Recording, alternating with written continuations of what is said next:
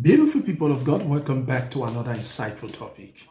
Recently, I came across this video how Bishop Thomas Brown highlighted the concept of tithing from the New Testament that has been generating a lot of debate on social media.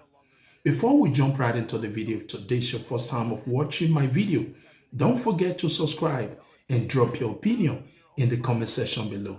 I'll see you in my next video. Bye for Did now. you know that the New Testament teaches tithing? I'm going to show you that the Apostle Paul told the Corinthian church to tithe. That surprises a lot of people because I hear a lot of people say, no, tithing's been abolished because tithing was given to the Levites and the Levites no longer exist and therefore tithing no longer exists. Well, the Levites don't exist anymore, but that doesn't mean tithing doesn't exist. And I'm going to show it to you right out of your own Bible that tithing is the New Testament. Let's first of all take a look at tithing in the Old Testament to find out why were the Israelites told to tithe and why were they told to tithe to the Levites. And here's the reason. Leviticus chapter 18 verse 21, and here it is. I give to the Levites all the tithes in Israel as their inheritance in return for the work they do while serving at the tent of meeting. The reason why God commanded Israel to give a tithe to the Levites is because their job was solely to be ministers. And they were to minister in the tent of meeting and minister to the Israelites. They were the minister of the 12 tribes of Israel.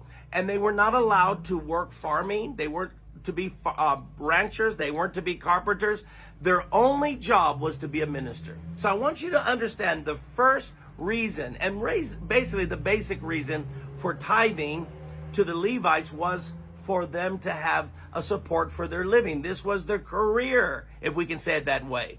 He re-emphasizes this in verse 24. Instead, I give to the Levites as their inheritance the tithes that the Israelites present as an offering to the Lord. So he again re-emphasizes that in lieu of their normal jobs that you all have, they're going to serve as ministers and you are to tithe to them.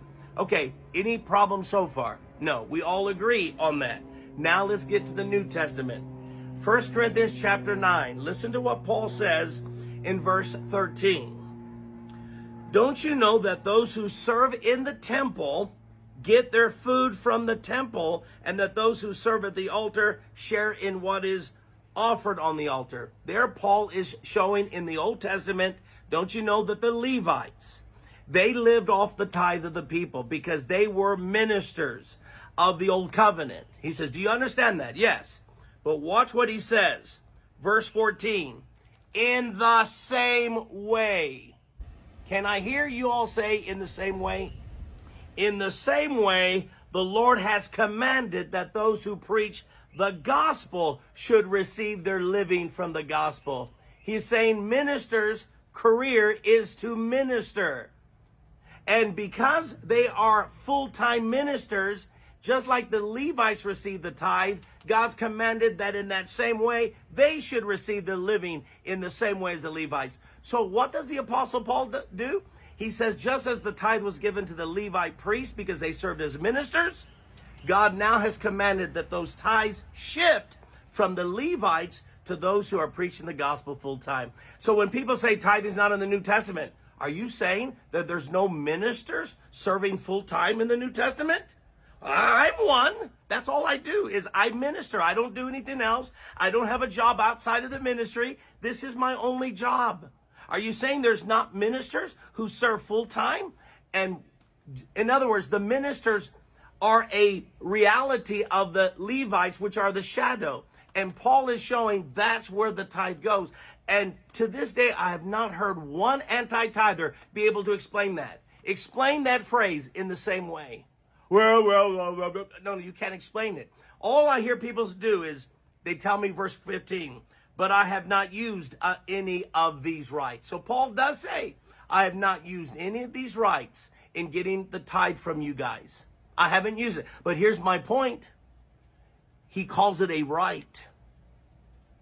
Did you know it is the right of your pastor to receive your tithe? It's his right. Now, I've had people tell me, well, why don't you be like the Apostle Paul and don't use your rights? Listen to what Paul says in 1 Corinthians or 2 Corinthians chapter 11 concerning this. Watch this. He's writing to the same church, 2 Corinthians chapter 11, verse 7.